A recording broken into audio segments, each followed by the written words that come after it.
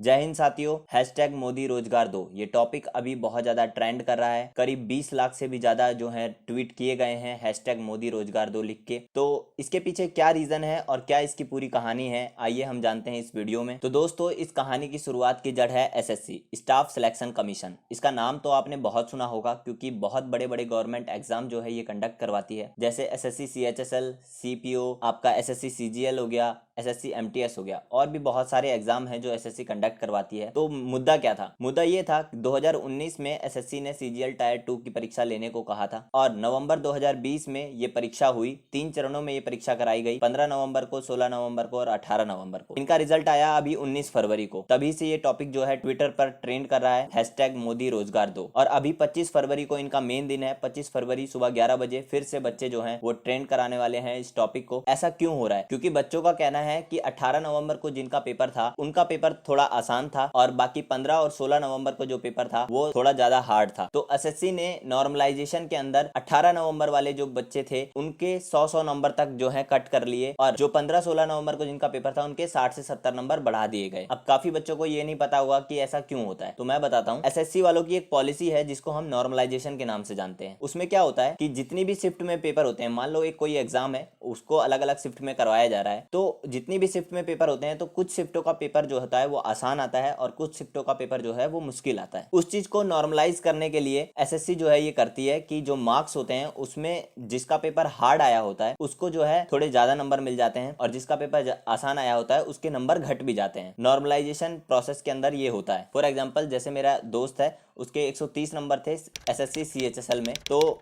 Normalise होके उसके 152 number हो गए, 22 नंबर जो है वो बढ़ गए क्योंकि उसकी शिफ्ट का पेपर जो है थोड़ा हार्ड आया होगा। ऐसे ही जिसकी शिफ्ट का पेपर थोड़ा आसान आता है तो उसके घट भी जाते हैं, जो कि इस केस में हुआ 18 नवंबर वाले केस में, जिसकी वजह से जो 200 में से 200 नंबर भी लेकर आए थे बच्चे, उन बच्चों का भी सिलेक्शन नहीं हुआ क्योंकि उनके मार्क्स कम कर लिए गए नॉर्मलाइजेशन होने के बाद। और तभी से ये टॉपिक ट्रेंड में चल रहा है कि ये चीज गलत है और हैशटैग मोदी रोजगार दो के नाम से जो है ये टॉपिक ट्रेंड कराया जा रहा है। अब बात करते हैं नॉर्मलाइजेशन में दिक्कत क्या है। जिसका पेपर हार्ड आया है, अगर आप उस हिसाब से सोचोगे तो आपको ये चीज सही लगेगी क्योंकि जिसका पेपर आसान आया है वो तो ज्यादा नंबर ले ही आएगा जिसका पेपर हार्ड आया है उससे। बट इसको आप ऐसे ना समझ के ऐसे समझिए कि जिसका पेपर आसान आया है इसमें उसकी तो कोई गलती नहीं है, क्योंकि मान लो किसी बच्चे ने पूरे साल मेहनत करी है और उसका पेपर हार्ड आए, चाहे आसान आए चाहे नॉर्मल आए, ठीक है, वो 100% स्कोर ही करने वाला था, बट उसका पेपर आसान आ गया और नॉर्मलाइजेशन की वजह से उसके नंबर कम हो गए और उसका सिलेक्शन नहीं हो पाया। तो यहाँ बात आ जाती है फिर किस्मत की, कि सारा पेपर किस्मत के ऊपर डिपेंड कर गया।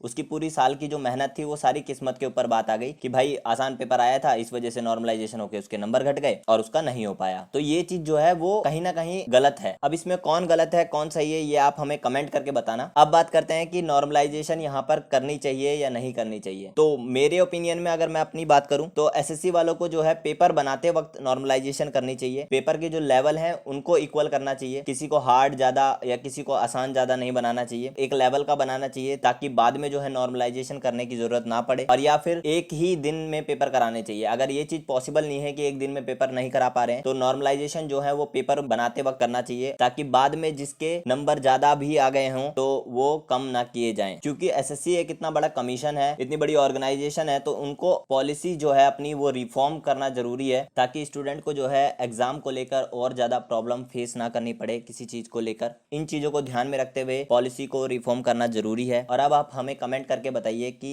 एसएससी में और क्या क्या कमियां हैं या क्या क्या दिक्कत हैं जो उन्हें ठीक करनी चाहिए। तो बस आज की वीडियो में इतना ही था। 25 फरवरी को 11 बजे ट्विटर पे ये सब चीजें दोबारा से ट्रेंड होने वाली हैं, तो आप भी अपना सपोर्ट वहां पर दिखाइए। और अगर आपको ये वीडियो अच्छी लगी है तो भाई इसको लाइक करिए और हमारे चैनल को सब्सक्राइब करिए, बाकी शेयर करिए। चलिए मिलते हैं अगली वीडियो में और नई इन्फॉर्मेशन के साथ। धन्यवाद।